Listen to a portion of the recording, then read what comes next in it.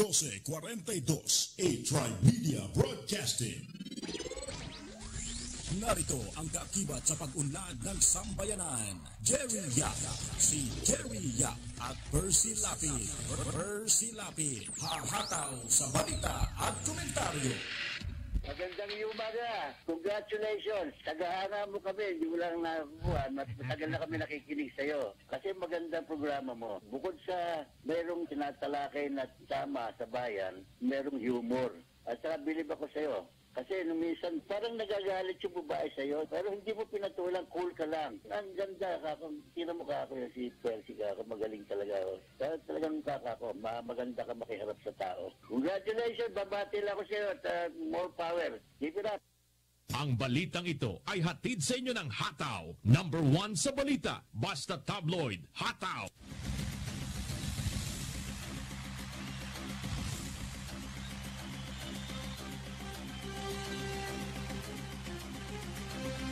Magandang umaga mga kaibigan.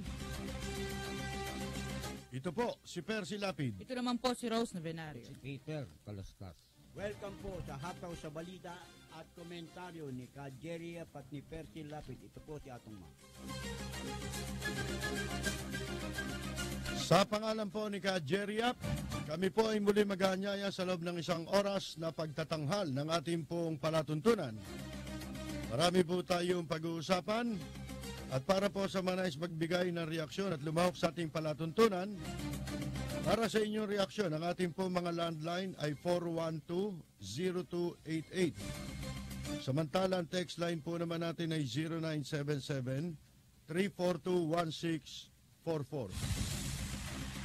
Sa bayan din po tayo napapanood, napapakinggan sa live streaming sa buong mundo po. Wala kayo ibang dapat gawin kundi mag-log on lamang sa www.ustream.tv/channel/8trimedia. Number po yung 8. Ganon din po sa ating Instagram account at 8trimedia Broadcasting Network. Yung pong 8 ay number. Ganon din sa Twitter at 8trimedia. Samantala ang ating pong Facebook account, 8trimedia Broadcasting, word po yung 8. Ano man po ang inyong pinagkakaabalahan sa mga sandaling ito? Magsama-sama po tayo hanggang alas 10 ng umaga sa pagtatanghal ng palatuntunang Hataw sa Balita at Komentaryo.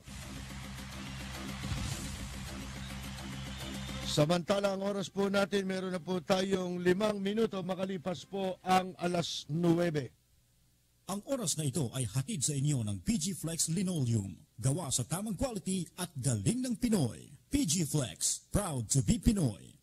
How much is that doggy in the window? Yun ang sabi po ni, yun ang tinig po ni Joey Salgado, yung spokesman ni Binay. Kasi po, ito'y pagkatapos na magsalita ang Nationalist People's Coalition na si Danding Coangco ba nagsasalita? Nakakapagsalita pa ba yun? Mukhang wala tayo nababalita ang nagsasalita pa yun. Oo, sabi po dito, mga kaibigan, pipiliin daw ng mamimili raw ang MPC, kung hindi si Mar Rojas, ay si Grace po.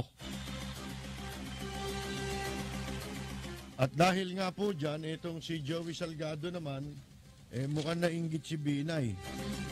Dahil di siya kasali sa pinagpipilian, mga kaibigan.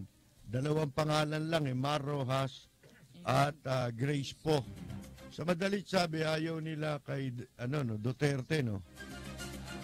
Kasi yung mga korap kasi ayaw niyan talaga kay Duterte. Yung mga mahihilig sa pakinabang, ayaw niyang kay Duterte. May gusto kay Duterte, yung mamamayan na ayaw po ng magulong lipunan kamukha natin ngayon. Ang sinasabi nga po natin, dapat pagka kailangan si Duterte sapagkat lintik po ang peace and order natin, masama. Masama ang takbo. Kahit saan kayo magpunta, di ba, ang daming krimeng hindi naman nalulutas, ha? Hindi nalulutas.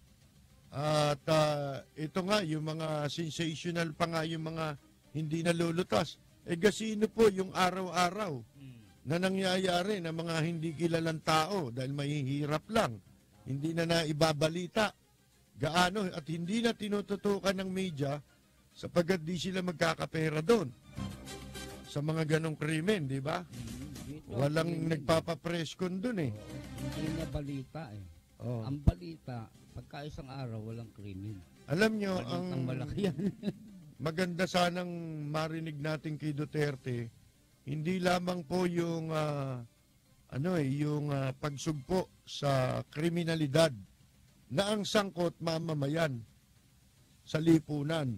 Kung hindi, alam nyo kasi itong nangyayari sa bansa natin ngayon, ang rule of law, siran-sira na magmula sa taas eh. Sa lahat ng sangay ng ating gobyerno. 3 po ang branch ng ating gobyerno eh. Meron 3 tayong branch ng gobyerno.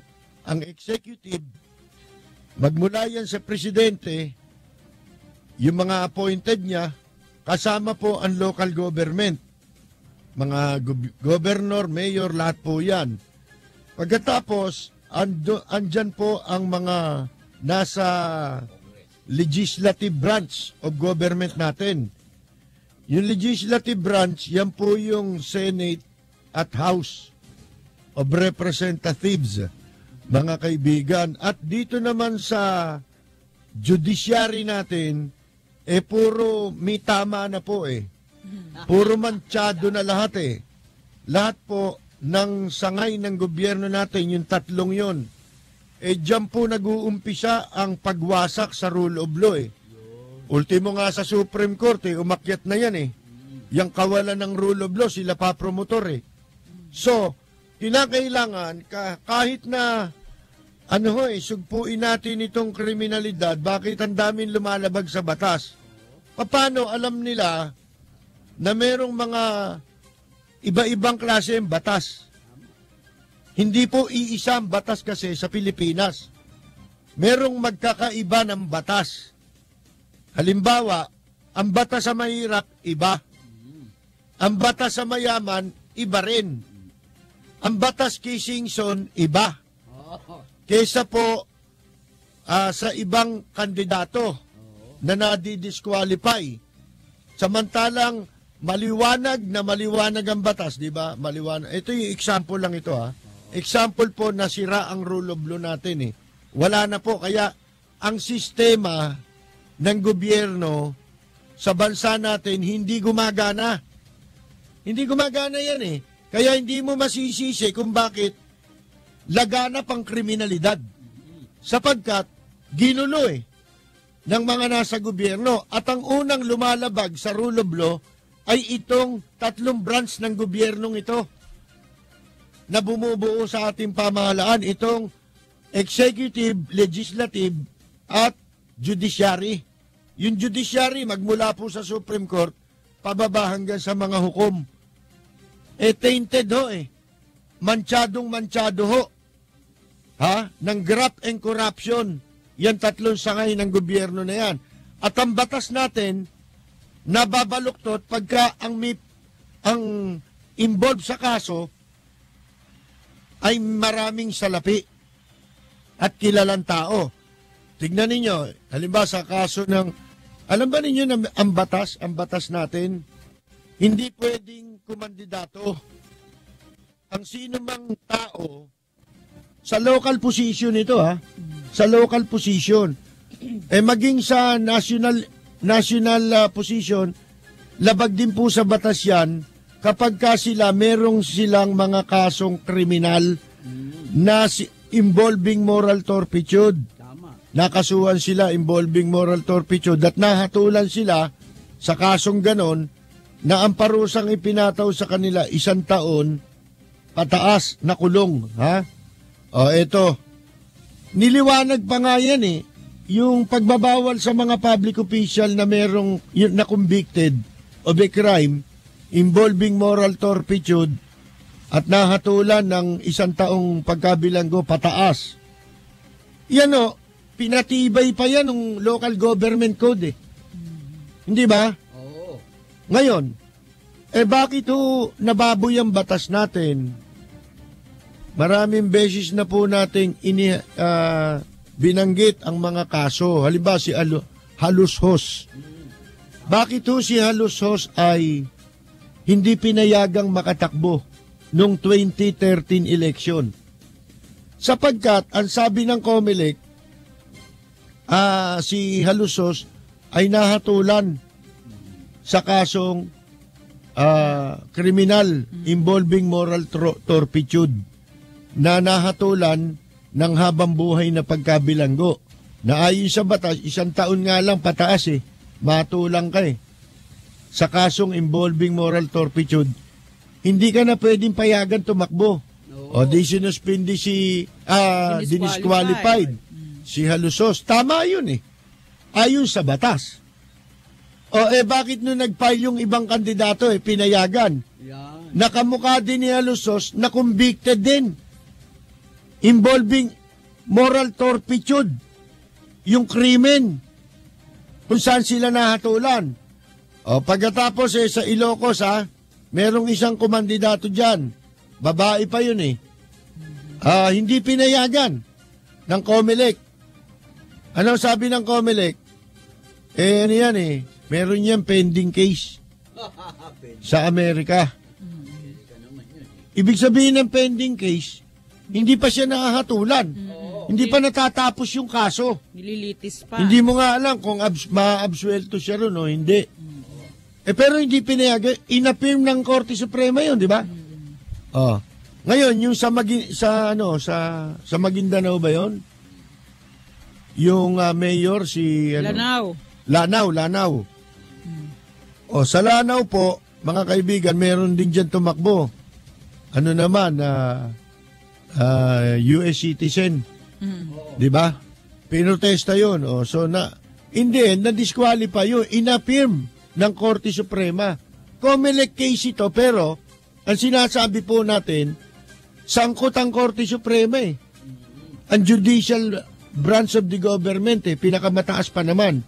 Sangkot. Sapagkat sila magsasabi kung tama o mali yung desisyon dun sa mga ginawa ng napaghatol ng COMELEC. Ganun po. Si Singson po, tumakbo, yung si Ronald, anak ni Chavit. Alam natin na yun, convicted sa kasong droga sa Hong Kong. Nakulong yun sa Hong Kong. Alam natin niya, sinong gago sa inyo hindi nakakaalam? Tanong namin, wala, di ba? Kasi walang gago na hindi nakakaalam. Ngayon, di may nagprotesta sa kanya. Pinadidisqualify siya noong nakaraang eleksyon. 2013. Congressman nga ngayon yan Oo nga. Isipin ninyo, pinadidisqualify siya dahil convicted siya.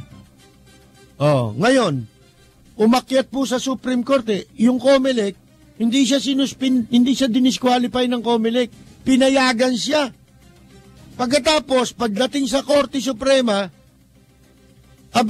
sinuportahan ng Korte Suprema yung COMELEC sa desisyon nila na pwedeng tumakbo si Singson. At ang masama, nagbigay pa sila ng kanilang opinyon kung bakit hindi disqualified si Ronald Singson. Ano sabi ng COMELEC?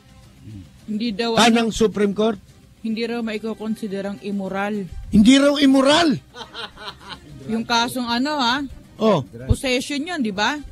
Interpretation. Drugs. Tignan ninyo, interpretation ng Korte Suprema versus batas. Sana kung malabo ang batas.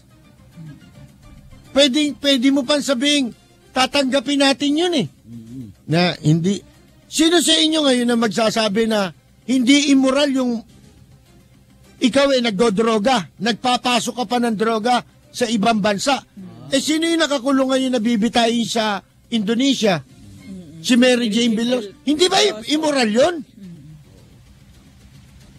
Lintik po. Kaya ang rule of law, wasak-wasak Kumbaga sa damit, gula-gulanit na po ang rule of law dito sa Pilipinas eh. Yung decision sa Hong Kong, hindi lang immoral siya, criminal siya. Oh.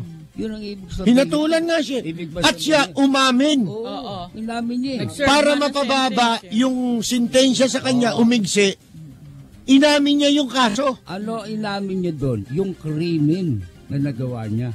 Sa Makati, criminal siya. Yung bang criminal sa Hong Kong? Sa Hong Kong mo ginawa. Pagdating dito, Hindi ka kriminal. Hindi ka na kriminal.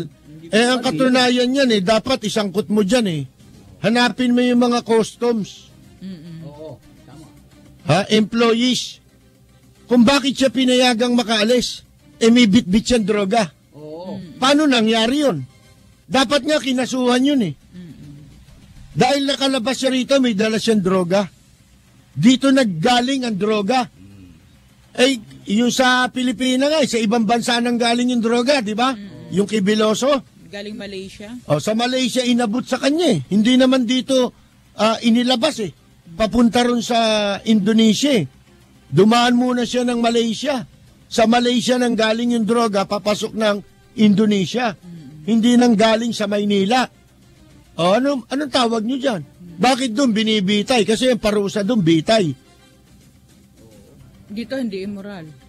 Mas matindi yung dala nito, cocaine. Itong si Ronald Singson. Ano ba yung dala ni Biloso? Shabu ba? Heroin. Heroin naman yun. Yan po ang nakapagtataka. Nawasak ang rule of law, kaya ang kriminalidad hindi natin mapipigil na lumaganap Sapagkat ang unang sumisira sa rule of law ay yung mga dapat na nagpapatupad ng batas at nagpapataw ng makatarungang batas. Wala na. Kaya kailangan ng bansa ang katulad ni Duterte. Tingnan natin kung sa isang leader na mayroong political will kamukha ni Duterte at mayroong pong strong leader kung tawagin, hindi ba? Kung uubra Iron fist. na yung mga opisyal sa gobyerno exempted sa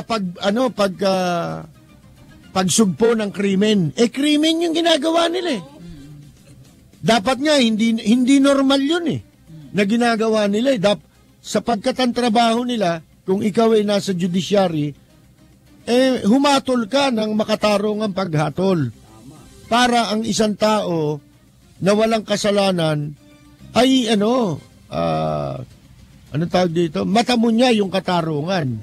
O kaya siya naghahanap ng katarungan, mata mo niya yung hinahanap niyang katarungan. Ang mahirap po hindi ganun ang nangyayari. Sa ayaw at sa gusto natin, magmaang-maangan man tayo't hindi nyo mababago yung katotohanan. Kahit magsinungaling pa kayo, magsabuatan pa, lahat ng nasa gobyerno, di nangyayari yan dito sa Pilipinas. Kahit sabihin nyo pang ganyan, ito pa rin ang sasabihin ko. Bakit? Yun ang katotohanan Mababago mo ba yun? Hindi na mababago yun. Sino magpapabago niya? Si Mar Rojas? Ay nako. Alam mong hindi magagawa ni Mar Rojas Tanong mo kung bakit. Bakit? Kasama niya sa ticket si Isko Moreno Santambak ang kaso niyan Number 1 lawbreaker no? Itong mga kasama niya mga magnanakaw din Sasabihin mo, tuwid na daan. Baka puwit. Sa puwit dumaan. Pwede pa yan, sa puwit dumaan. Diyan kayo dumaan. Diba, Coco Martin? Nga, kursus Mariosep. Yan, kaya kailangan, kung bakit kailangan natin si Duterte. Ang NPC, raw, Grace po, Mar, nagkakagulo naman sila, Tatatlong po yung membro ng NPC, hindi mo pa alam kung lahat yung boboto sa i-endorso nila. Siyempre, mga walang hiyaya mga politiko. May kanya-kanyang interest yan. Pagka malapit na eleksyon, lalo doon mo na maglalabasan na kulay niyan Kasi doon na malalaman kung sino talaga mananalo pag malapit na eleksyon Dahil matining na Kumbaga sa tubig na marumihan, pagka nawala na yung yung mga alon-alon, titining na yan dahil bumababa na po yung dumi. Kaya lumilinaw na. Ganun po, pagka matining na, maglilipatan na yan eh. Palihim na yan eh. Na hahabol yan, sasakay dun sa sasakyan nung mananalong kandidato. Lalo na pag nanalo na. Magbabalimbingan na naman, doon na naman sila. Kasama na naman sila doon. Ang usong-usong ngayon, pag hindi ka kasama, kakasuhan ka eh. Pag sumama ka sa iba, kaso ka rin. Napakawalang yan laban ito. Wala kang susulingan. Kaya, kailangan natin isang Duterte, hindi nila mapakialaman si Duterte. Bakit? Taong bayan ang nagpapatakbo kay Duterte, hindi si Duterte. Panay nga sabi ni Duterte, hindi ako tatakbo matanda na ako, nangangatwiran pa pero sabi niya, pero sinasabi niya, pag ako naging presidente, ang magiging kaso ko, hindi graft and corruption. Kasi nga naman, hindi siya nasangkot sa ganun Ang magiging kaso ko, genocide. Kung hindi man murder. Hindi ba? Ayan po Kaya, ang dapat po na para ma-restore ang peace and order sa Pilipinas, sa bansa nating walang kadala-dala, dito sa Republika ng mga walang kadala-dala pag bumoboto. Winalangyakan at lahat, binoto nyo pa si Erap. Nandambong na lahat, binoto nyo pa si Erap. Ano nangyari ngayon sa inyo? Diyan sa Maynila. Nga, ang Maynila. Di wow, sabi nga, di wow. Ayan po, ang sabi ni Pinoy, di ba? Sa kanyang sona. Di wow. Di wow mali ang nangyari ngayon sa Maynila. Example lang yan. Marami naman ganyan Diyan sa San Juan, boto kayo ng boto rin sa Dynasty. Siguro, nakikita nila walang talagang tumatayo na para maglakas ng loob na bumangga, tumapat. Walang malalakas na... At saka walang sapat na nakakayahan para ipagtagumpay yung kanilang kandidatura. Ngayon, meron na. Tignan natin kung magbabago na nga ang kasaysayan ng politika sa Pilipinas. Katulad niya, Grace po. Si Grace po meron pang panawagan Suportahan natin yung may integrity raw. Nananawagan pa sa netizen. Dapat daw may integrity. Meron ka ba nun? Wala ka pa nun. Wala ka pa na ipapakita Ang integrity, ang magsasabi niyan, iyong track record. May track record ka na ba? Yan ang problema.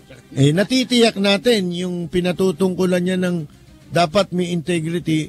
Wala nun si Rojas tsaka si Binay. Pareho silang wala nun meron ba si Maroas na integrity? Wala rin. Pakinggan nyo lang yung advertisement niya sa radyo, mabubuisit ka na Daang matuwid si Maroas pakuha tayong picture. Selfie. Picture. Pwede ho pa magpakuha picture? Pwede ho. Tapos tumawa. Pakinggan yung mabuti yung tawa. Doon matutuklasan nyo na. Duda ka na sa pagkatao ni Maroas. Tawan demonyo Pakinggan mo mabuti. Maganda pa tumawa si Apple Parang si Satanas Inubutuloy ako Aba, Ginoong Maroas. Nambobola ka na naman. Mr. Palengke. Palengke. Sus Mariosep. Lalo to si Binay. Si Grace po. Anong gagawin ni Grace po?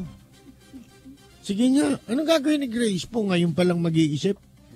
Ano tayo? Wala nang puro alatsamba na lang ba tayo? Pumipili na lang tayo ng mag-aalatsamba kung magtatagumpay yung sa puwit ka dumaan. Kung ano-anong pautot. Si Binay naman, kapal ng mukha. Gaganda ang buhay. Gagawin niya raw Makati, Pilipinas. Naku, wag Di na. mas lalo malaki mananakaw mo. Ang liit-liit nung Makati. Ginahasa. Muntik nang kumasya sa bulsa mo eh. Ito pang Pilipinas. JBA King din yan eh. Awang-awa na ako dito sa kwan eh. Iwan na nga eh. Isipin mo, mo si Isko, iniwan siya. Oh. Si Iskong walang ya, oh. Pasama-sama ron. Nung makita ang tagilid na, lundaga na. Iniwan na. Di ba? Si Erap. Pinakakawawa yung si Binay. Salin po sana yun eh. Panggulo, no? Wala na eh, walang tumato. Kaya itong sinasabi ni Joey Salgado, sabi ni Joey Salgado, si BC Presidente raw, gusto ring magkaroon ng audience sa NPC sa pamamagitan ng tulong ni Danding, yung anak ni Danding na dating congressman na wala ring ginawa sa Pangasinan. Wala. Si Marco Angco. Isipin mo, taga-Tarlac yan, napunta ng Pangasinan. Bibilib ka sa mga politiko, di naman taga ron eh. Si Erap nga, taga San Juan, napunta sa Maynila. Si Anjo Iliana, napunta ng Quezon City mula Ang tagal Parañaque, sa Parañaque nun, di ba? Naging konsyal, naging vice mayor pa. Nung vice mayor yan, araw-araw nasa Air Force One eh. Talaga? Yung yung... Alam mo na kung ano yun. Prostitution. Gabi-gabi nandun. Mas pa yung casino dyan. Alam mo kung saan pa pumupwesto yan? Doon sa sauna bat. Kasi sa baba nun may sauna bat eh. Ayaw na niya, hindi siya umiinom eh. Nagpapamasahe siya ron sa sauna bat. Pagkatapos niyang masahihin, siya naman nagmamasahe doon sa nagmasahe. Kaya gustong-gusto rin ni Anjo Iliana nung araw eh. Sa Air Force One. Hindi lang ikaw ang magpapamasahe ka, di ba? Pagkatapos, pwede mo rin masahihin yung nagmasahe sa'yo. Ang alak iniinom ng gatas eh. Ha? Gatas. Gatas ng ina? Dumedede. Ay, sinasabi lamang ho natin. Yung politika, medyo iwan-iwanan muna natin, At ako'y, sa totoo lang ho, sukan-suka na sa klase ng politika dito sa atin. Puro pambobola, ewan ko. May kumakagat ba dyan sa bola nila? Wala. Sa mga NPC, endorso si Marroa, si Grace. Nung pakialam namin. Bakit yun ba ang magdidikta ng boto ng tao? Ilang boto lang. Hindi, perang nun eh. Yung perang manggagaling doon. Yun ang pinag-aagawan doon, yung pera. Ano ba boto niyan? Di ba? Kung yan nga mismo si Dandy, tumakbo, natalo eh. Kaya nadala eh. Si Villar din, na-trauma eh. Pero may political ad si ini-endorse niya yung anak niya. Yung anak naman niya. Oo. Yung anak niya, no? Kamukha ng nanay. Ng nanay. Yung nanay niya, sino kamukha? Ha? Mukhang chocolate. Yun. Si Chocolate, kilala mo? Atong? Chocolate. Di na kilala. Si Chokla.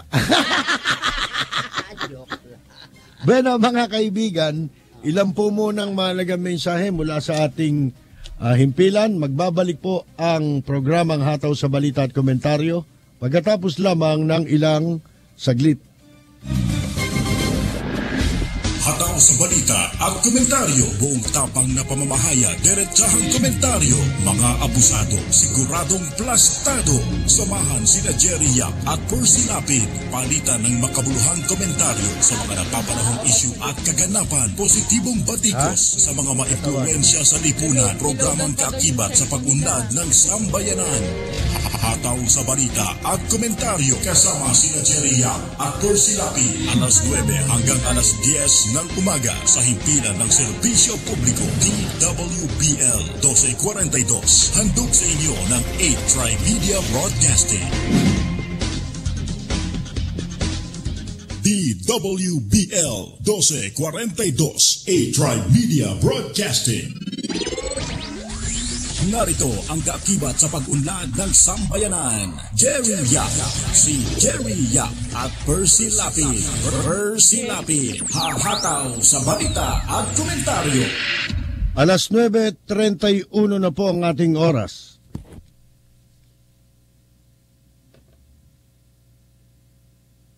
Oras na ito ay hatid sa inyo ng OxyBright. Okay, who wants to solve the problem on the board? Sige, Samora, to the board. Aray! Ay, sorry! Aray, kamay ko! Sorry, excuse me! Maraming lugar sa bansa, siksikan sa classroom. Kaya ang PAGCOR, katuwang ng gobyerno, ay naglaan ng 5 bilyong piso para magpatayo ng mga classrooms para di na magsiksikan ang mga estudyante. PAGCOR, building lives that build the nation. Ang PAGCOR po mga kaibigan, ito at 24 na magagaling na amateur at professional Pinoy photographers ang nagwagi kamakailan sa 3rd PAGCOR National Photography Competition na may temang Tatak Pinoy. Ang kanilang mga larawan ay napili mula sa mahigit 7,000 photo entries na naisumitis ng libu-libong photography enthusiast mula sa iba't ibang lugar ng Pilipinas. Ayon kay Maricar Bautista, Assistant Vice President for Corporate Communications ng PAGCOR, ang mga nanalo sa kompetisyon ay nagmula sa magkakaibang kalagayan sa buhay. Kasama na dito ang isang may bahay, call center agent, OFW na nakabase sa Qatar, mga college students, kawani ng gobyerno at isang batikang litratista. Ang bawat isa sa 12 grand winners ng conventional category ay nag-uwi ng premium 75,000 pesos at trophy, samantala ay tumanggap naman ng tig 30,000 o 30,000 pesos at trophy ang 12 grand winners sa mobile category. Sinabi ni Bautista na marami sa mga entries na natanggap ng PAGCOR ay nagmula pa sa malayong probinsya gaya ng Batanes, Zamboanga, South Cotabato, Cagayan de Oro, Davao, Misamis Oriental at Camiguin.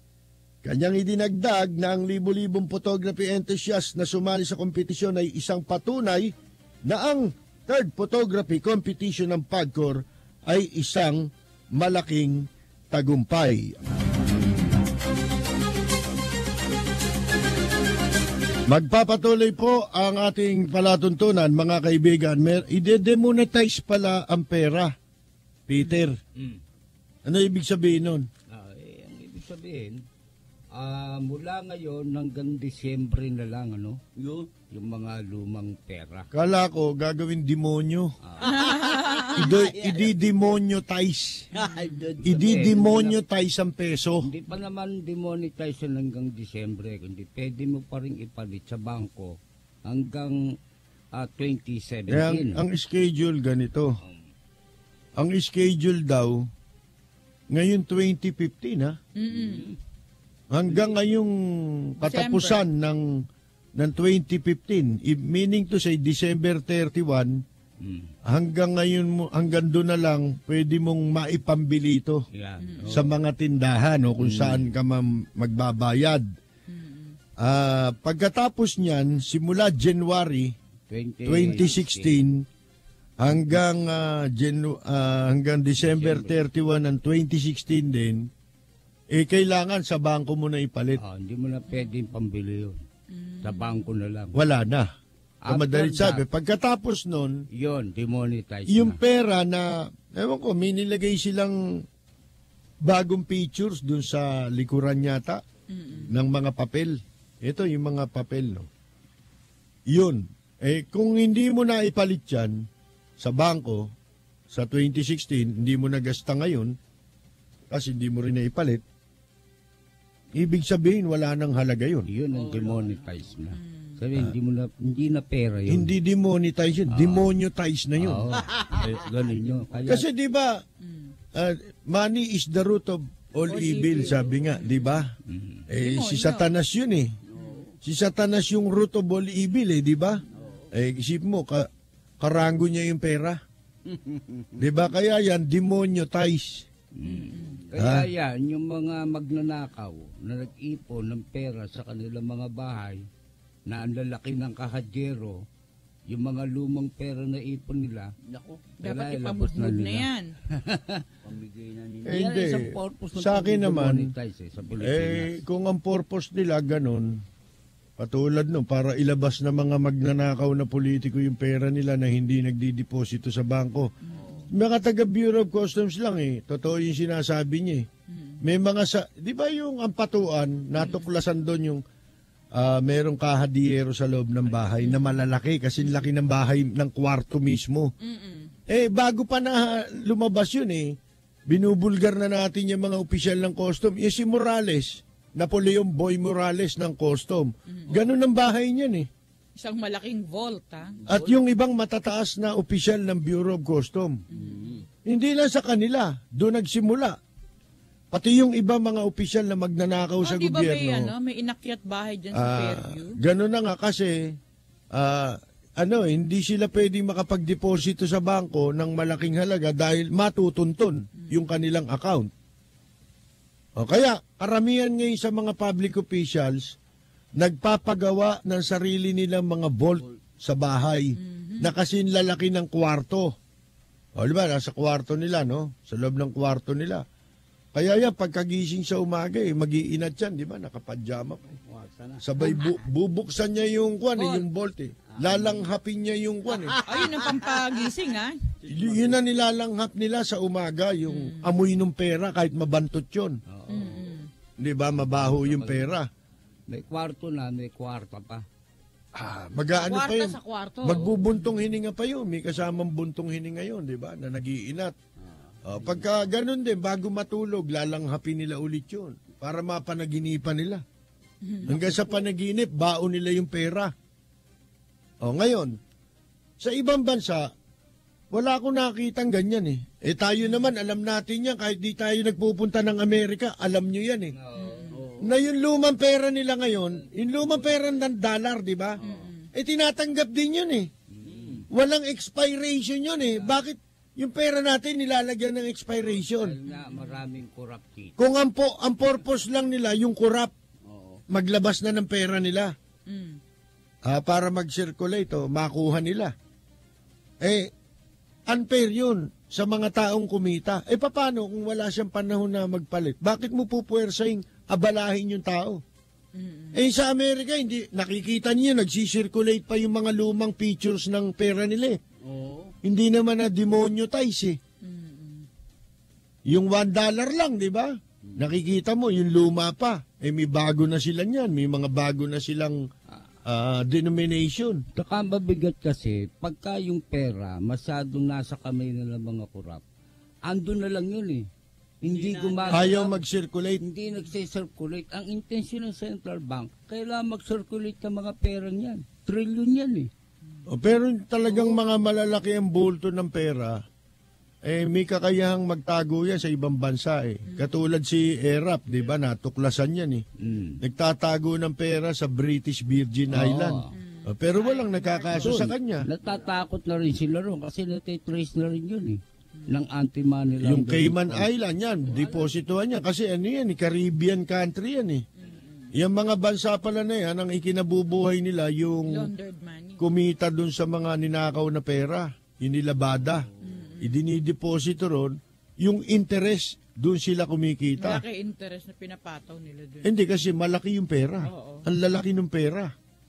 Kaya yun ay kinabubuhay nila. Ngayon, natuklasan na yan. Kahit naman matuklasan Wala naman makapaghabol katulad si Erap. Di ba nakapangalan doon sa anak niya? Si JB Ejercito. Ibinulgar po yan ng mga reporter doon sa Worldwide International Consortium of Investigative Journalists. Yan mantakin ninyo. Pero wala naghahabol. Wala nagdemanda, hindi hinabol ng gobyerno. Ang Japan. Walang expiry yun. Nagpalit sila ng pera nila. Inaantay nila na bumalik sa rin yung pera. Tapos hindi na nila muling ilalabas yun ng bangko. Pag napunta na sa kanila. Pupunta na sa bangko yun kasi magpapasalin-salin yun, ibibili mo yun.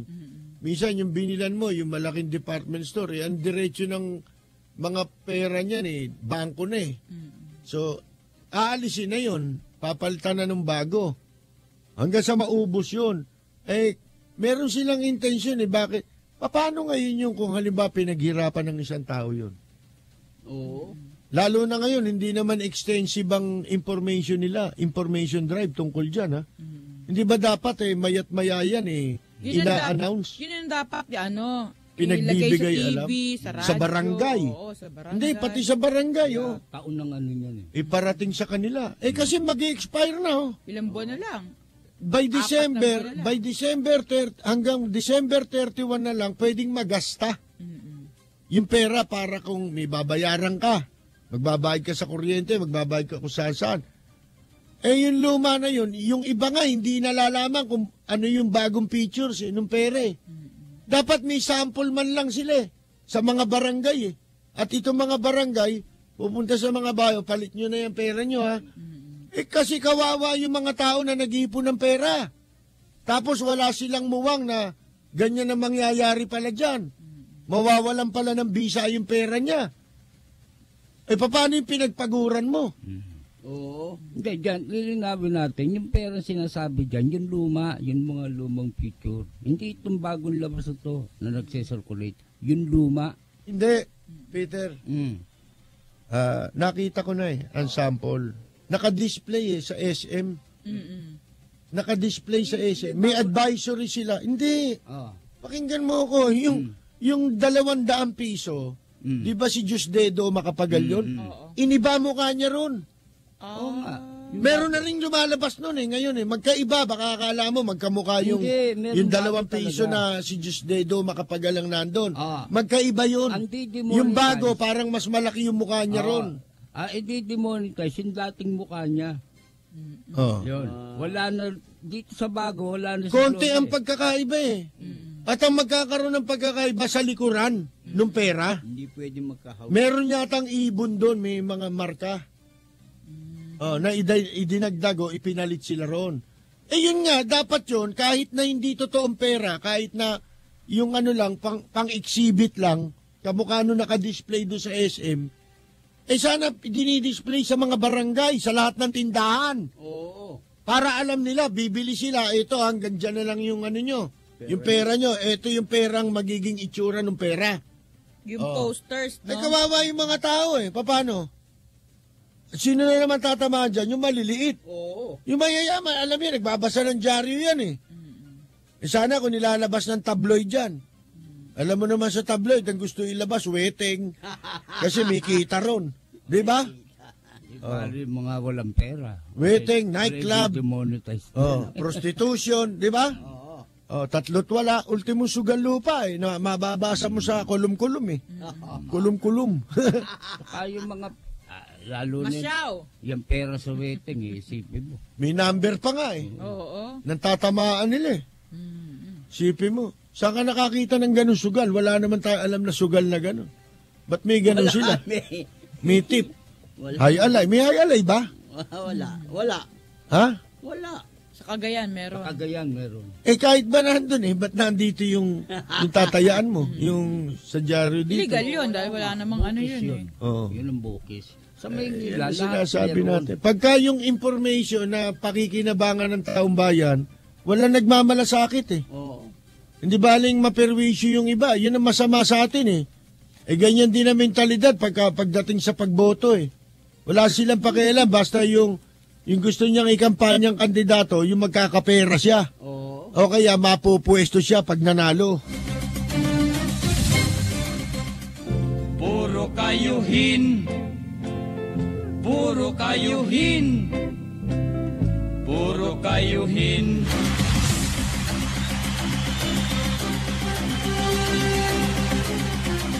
Mamaya po mga kaibigan, susundan tayo ng programang Kalusugan ay Kayamanan. Sino ba ang kasama mamaya? Ano po yan, alas 10 hanggang alas 11. Araw-araw naman yan, iba-ibang mga dalubhasang manggagamot at kung ano-ano, mga may kinalaman sa pagpapaganda. Diyan po mga tip, At pangkalusugan natin, yan importante, si Dr. Charlie Mendez ang makakasama po ninyo pagdating ng alas 10 hanggang alas 11. Pagdating naman ng alas 11 hanggang alas 12 po, si Mayor Alfredo Lim sa programang Katapat at Karancho kasama si Migs Hill. Susundan po naman niya ng kalahating oras na balita sa tanghali ni Miguel Hill. At pagdating ng 12:30 to 1 p.m., tanong ko, sagutin mo. si Sialala po ang mapapakinggan ninyo at dumadayo naman kung saan po si Mark Canlas, yung pogi. Yan po yung mga masasayang may mga raffle tayo dyan, may premyo tayo dyan na pakikinabangan po ng mga nakikinig dito po sa ating himpilan. At pagdating ng 1:00 hanggang 2:00, Pag-ibig, musika at iba pa. Ni Lloyd Dumali at Ima Castro, dalawang premyadong mga awit po yan na kilala naman ninyo. Diyan, pwede kayo sumali diyan. Binabalikan yung mga yung mga magagandang awitin at mga kwento tungkol sa pag-ibig. Kung kayo po palaibig, pwede kayo makinig diyan, 'di ba? At kung kayo'y nagmumurang kamyas, pwede pa rin diyan. Yung para kayong si Commissioner Mison. Na gurang na nagpapabebe pa. Diba? Pabebe ba yun? Oo, pabebe. Diba? Nakadila pa nga. Ang pangit ng dila ng damuhong yan. Nakakasuka. Ha? Naalala ko Ang dila niya parang almoranas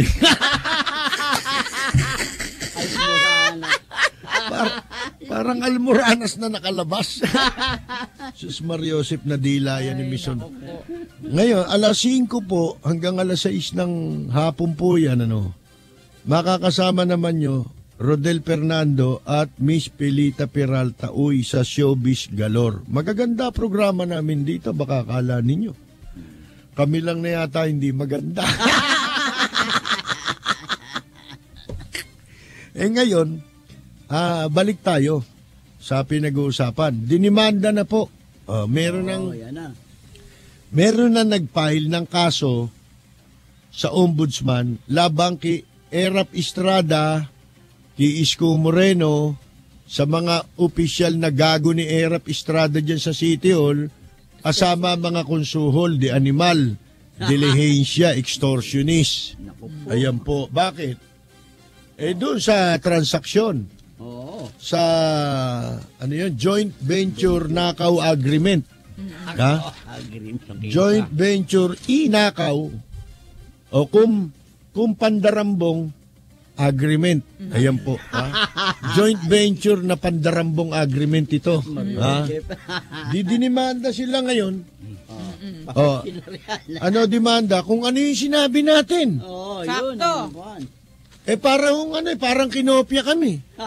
Parang dito narinig, tapos gumawa sila ng affidavit, pinayla ng kaso.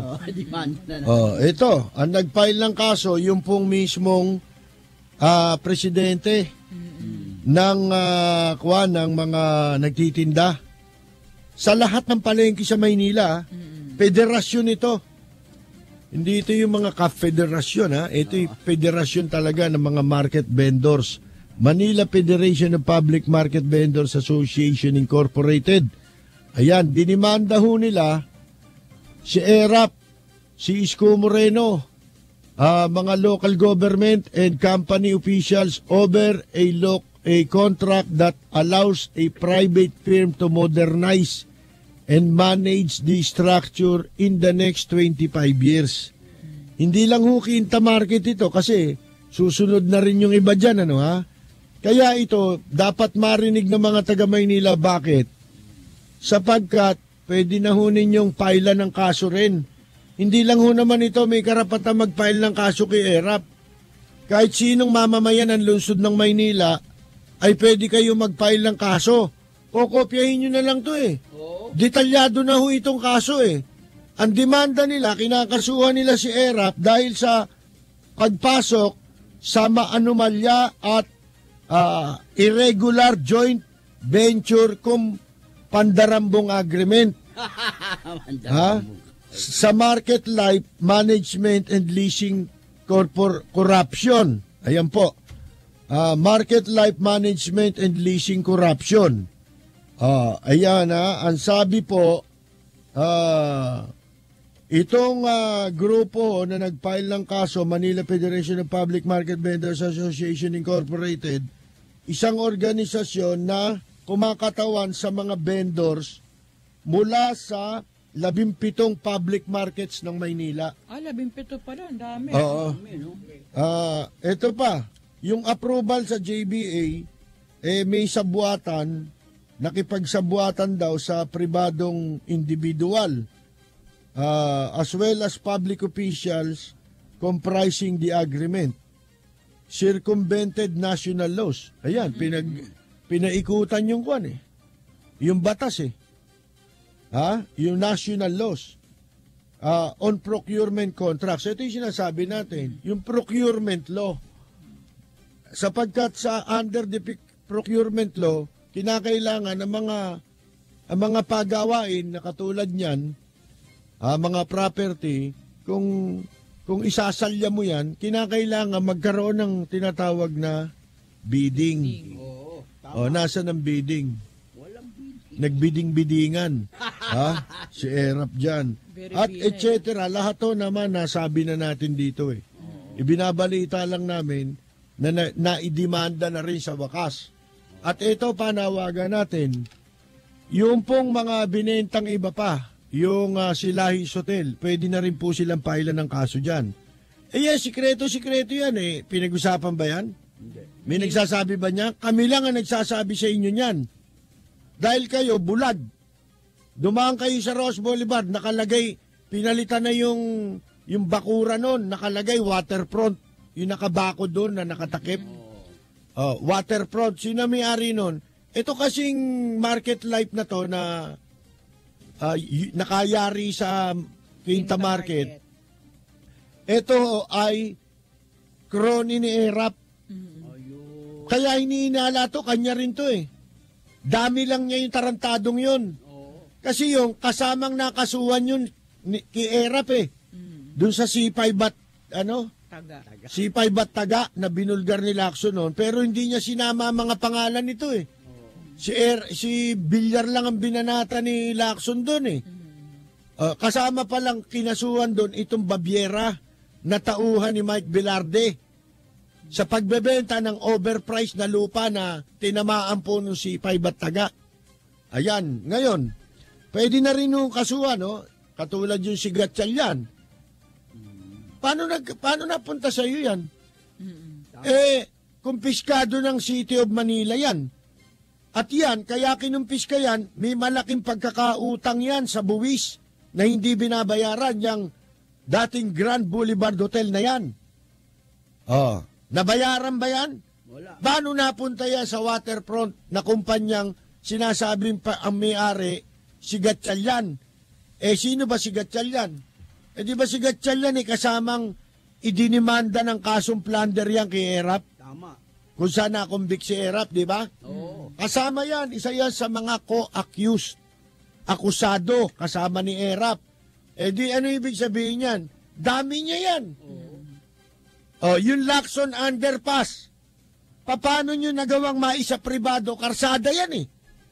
Tawiran ng publiko yan eh. Paano nyo, may titulo ba kayo niyan? Mga walang ya kayo? Nasaan ang titulo niyan? Walang titulo yan. Baka dumating ang araw, pati Manila Bay, ibenta nyo. Sus Mariosep. Mga walang ya kayo, pati Luneta, baka ibenta nito eh. Wala naman titulo yung underpass. Mapapatituluhan mo ba yon? Nasa ilalim ng karsada yon? Ayan po, ilan lang yan, di ba? Yung PNB, busisiin nyo na yon, Manila Zoo. Susunod-sunurin na raw nila yan. Army Navy Club. Army Navy Club, naku, Sus Mariosep. Nakapagtataka katahimikan dyan, ano? Nakabibingi ang katahimikan. Lahat yan ang trumansaksyon si ERAP. Parang nalagyan ng siper yung mga bibig, ano? Hindi maibuka. Sinipi. Ha? Sinipi. Hindi maibuka mga bibig. Nagsisisigaw ng, mga cultural heritage. Yung Torre de Manila. Yung si Jose Rizal. Gago! Kung buhay si Jose Rizal, baka pagtatadyakan kayo. Mga animal kayo. Sila nag-aaway. Bakit ganyan si ERAP? Walang malasakit. Hindi naman taga Maynila yan eh. Ang intention lang dyan, pag nanakawin yan. Taga San Juan yan, binoto nyo. Binenta ng Kung sa Pilipinas nga, hindi nagmalasakit yan. Sa Maynila pa. Oo. Kaya 3 taon lang. Heritage. Yan ang ano ni Erap. Ha? Nagugutom kami. Sabi nga ni Erap ang pagsisisi na hindi pa naimbento yung sa una Iniinsulto pa yung tao naloko ko na kayo, katwira, naloko na kita Nawalang yakin. Kaya sa huli ka nagsisi. Ayun. Kasi hindi pa naimbento yung pagsisisi sa una. Tinatamaan pa si Binay una siya, sa una. Pati si Binay, lumabas na tanga. Paano hindi niya alam na walang pagsisisi sa una? Tama. Sa huli lagi. Sa huli. Umalis ka na sa una. Diba? Sa una. Magbasa tayo. Sige. Sabi ni Roy Balbuena ng Antipolo, si Isko Rap, tatakbong senador, talo na siya sa Maynila, galit na galit ang mga tao dahil sa pangingikil at pangungotong. Suga pa sa sugal kaya makapalang muka. Walang alam sa batas, puro illegal at pagnanakaw ang ginagawa sa Maynila. Wag po, kawawa ang bansa. Si Congressman Eric Colmenares, in peace. Colmenares, in peace. Ha? Puro pa-epal ngayon, exposure, libre sa media, puro banat. Militante kapag nakapasok sa politika, masahol pa sa professional drama. Mahirap sila, hindi sila napapansin. Kahit mangurakot, hindi halata. Sayang ang mga katulad ni Crispin Beltran. Si Cabel, nag-iisa. Hindi, pinagtataka ko lang, ba't nag-congressman kayo? Tapos ang gagawin nyo lang, puro mag-rally. Kailangan ba yun? Requirement ba yun para makapag-rally ka? Kailangan maging congressman ka? Ha? O yung pork barrel din ang asintado nyo? Inaasinta ninyo? Matanggap din yan. Si Isko Moreno, hindi lang sa Maynila, hindi mananalo yan. Sa buong bansa, hindi mananalo yan. Pilipinas. Ang programa niya, maglalagay siya ng towing sa buong Pilipinas. Naku po. Gagawin niya national towing. Ang mga magkakalat ng ghost employees. Pupunuin niya ng ghost employee yung Senado. Ayawan na. Pag ito naging senador, ayawan na. Pati si Mark Lapid. Jesus Mariosep. Huwag mo namang salaulain masyado yung apelyido. Yung apelyidong Lapid. Nahiyang-hiya na ako rito sa magamang ito Baboy na baboy ang apelyidong Lapid dahil sa inyong mag-ama. Mga walang Kailan ba kayo titigil? Wala naman kayong ginagawa. Ang lalakas ng loob nyo. Makapal na ang mukha nyo. Kayong mag-ama. Lito at Mark Lapid. Napakakapal ng mukha nyo.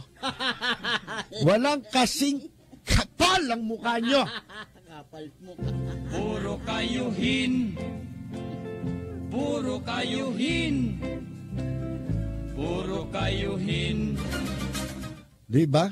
Ang kapal. Ako na humingi ng tawad. Para sa mag-amang Lapid. Kahit anong gawin natin tinutulungan ko na nga kayo Laban dyan sa dalawang yan sa galit ninyo sa dalawang mag-ama na yan. Tinutulungan ko pa kayo. Pero wala akong magawa. Ayan. Ayan. Hindi naman ako kriminal para pagpapatayin ko na yan. Kung kriminal lang ako, ginawa ko na ho yan. Si Archie Guerrero, sabi niya, good day, Ka Percy. Nakademanda ng Grab ang grupo ni Erap at Isko Rap kasama mga konsuhol. Hehe. At si Isko Rap ay tatakbo na ng mayor ng Maynila. Hindi, ako paniwala ko yun Kunya-kunyari yan lang yan Pinoploat lang na. Senador. Kasama nga pa raw sa LP. Diba? Sa long playing. Ano? Long play. Ano ba LP? Liberal? Liberal Party? Si Marvin Kapili. Dati po kaming pamilya na nakatira sa San Juan. Boundary. Ha? Malapit sa Green Hills, na doon din kami lumaki. At malapit din si Green Hills, mayaman kayo. Oo, may pera. Ha? Doon daw sila lumaki, pinanganak. Hindi sa ospital. Sa hilo. Bagay, may bayad ang ospital doon eh. Oo. Kung nung panahon ni Lim, libre. Sa Maynila, libre lang. O yan, ngayon eh. Sa tagal ng panahon, walang ginagawang pagbabago yung pamilya ni Erap. Alam na ho namin. Alam naman natin. Sabi ko nga sa inyo, mag-ahamon ako eh. Si Erap naging mayor, naging senador, naging vice president, naging presidente. Ngayon mayor. Tanong ko lang sa inyo, isa lang. Ano ginawa ni Erap? Wala, nangurak. Hindi, may ginawa eh. Ano? Pelikula. Gumawa ng pelikula. Ang ito. Sa tagal ng panahon, walang ginawang pagbabago yung pamilya ni Erap. Ngayon nga may makakatapat na sila dyan. Ang gandang lalaki, oh. Nainggit ako eh. Sipin mo yung si Zamora. Ang ganda, ang laking lalaki, tangkad, oh. Pogi! Ngayon lang magkakaroon ng mayor na pogi doon, ano? Oo, buti na lang, hindi nakita ni Sialala yan. Hindi. Kasi maaga nagpunta rito eh. Oo. Ha? Kung nakita ni Sialala, naku, sus Mariose. Mai-interview. Oo, magiging guest. Ito po, nakapagpaunlad ng Green Hills ang Ortigas. Tama. Walang ginawang programa sa mahihirap at lagana pa rin ng krimen at droga. Sana palitan na yan ng bago na si Vice Zamora. Salamat, boss. Sabi ni Marvin Kapili. Wala na tayong oras eh. Tsaka na yung iba, no? Yung kay Kwan. Kay Donald naman, ano ha? Kasi po, magpapaalam na tayo. Maraming pong salamat. Hanggang bukas pong muli. Ito po si Rose Novenan. O naman si Peter Calastas. Maraming salamat po sa lahat po ng sumubaybay dito sa Hataw sa Balita at komentaryo ni Ka Jerry Yap at ni Percy Lapid. Dito po si Atong Mama. Buhay po kayo. Sa pangalan po ni Ka Jerry Yap, samantala po kaming magpapaalam. Kami po ay magbabalik bukas sa ganitong oras timpilan. Ito po si Percy Lapid. Maraming salamat at magandang yumaga! Grace po! Hataw sa balita ang komentaryo. Huwag tapang na pamamahaya. Diretsahang komentaryo. Mga abusado, siguradong